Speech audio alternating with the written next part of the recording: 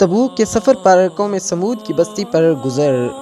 غزوہ تبوک ایک مشہور غزوہ ہے اور نبی اکرم صلی اللہ علیہ وسلم کا آخری غزوہ ہے۔ حضور اقدس صلی اللہ علیہ وسلم کو اطلاع ملی کہ روم کا بادشاہ مدینہ منورہ پر حملہ کرنے کا ارادہ کر رہا ہے۔ ناظرین، اگر ابھی تک آپ نے یوٹیوب چینل ونار اسلامک سبسکرائب نہیں کیا تو کر لیں سبسکرائب اور بیل آئیکن بٹن کو کر لیں پریس تاکہ ہر آنے والی نئی اور اچھی ویڈیو بر وقت آپ تک پہنچتی رہے۔ بہت بڑا لشکر لے کر شام کے راستے سے مدینہ منورہ کو آ رہا ہے۔ اس خبر پر 5 رجب 9 ہجری کو نبی اکرم صلی اللہ علیہ وسلم اس کے مقابلے کے لیے مدینہ طیبہ سے روانہ ہو گئے۔ چونکہ زمانہ سخت گرمی کا تھا اور مقابلہ بھی سخت تھا، اس لیے حضور پاک صلی اللہ علیہ وسلم نے صاف اعلان فرما دیا تھا کہ روم کے بادشاہ سے مقابلے کے لیے چلنا ہے، تیاری کر لی جائے۔ اور حضور صلی اللہ علیہ وسلم نے خود اس کے لیے چندہ فرمانا شروع کیا۔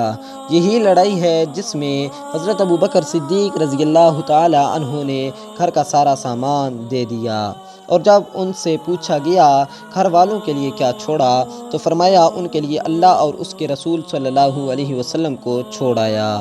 حضرت عمر فاروق رضی اللہ تعالی عنہ گھر کے پورے سامان میں سے آدھا لے آئے،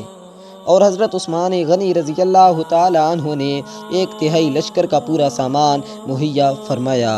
اور اسی طرح ہر شخص اپنی حیثیت سے زیادہ ہی لایا۔ اس کے باوجود چونکہ عام طور سے تنگی تھی، اس لیے 10 آدمی ایک اونٹ پر تھے۔ اسی وجہ سے اس لڑائی کا نام جیش العسرہ یعنی تنگی کا لشکر بھی تھا۔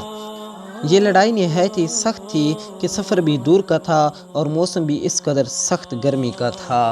اور اس کے ساتھ ہی مدینہ طیبہ میں کھجور کے پکنے کا زمانہ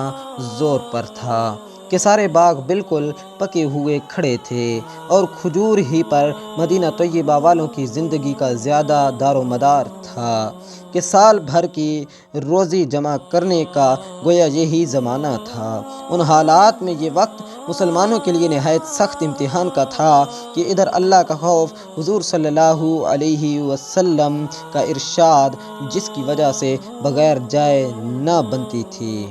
اور دوسری جانب یہ ساری دقتیں کہ ہر وقت مستقل روک تھی، بالخصوص سال بھر کی محنت اور پکے پکائے درختوں کا یوں بے یار و مددگار چھوڑ جانا جتنا مشکل تھا وہ ظاہر ہے، مگر اس سب کے باوجود اللہ کا خوف ان حضرات پر غالب تھا۔ اس لیے بجز منافقین اور معذورین، جن میں عورتیں اور بچے بھی داخل تھے، اور وہ لوگ بھی جو بضرورت مدینہ طیبہ میں چھوڑے گئے یا کسی قسم کی سواری نہ مل سکنے کی وجہ سے روتے ہوئے رہ گئے تھے،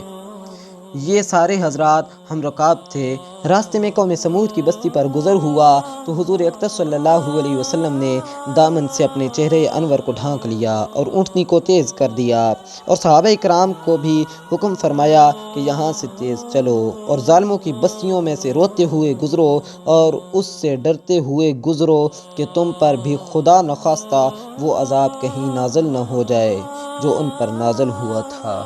اللہ رب العزت ہمیں حضور علیہ الصلاۃ والسلام کے اعمال پر عمل کرنے کی توفیق عطا فرمائے، آمین۔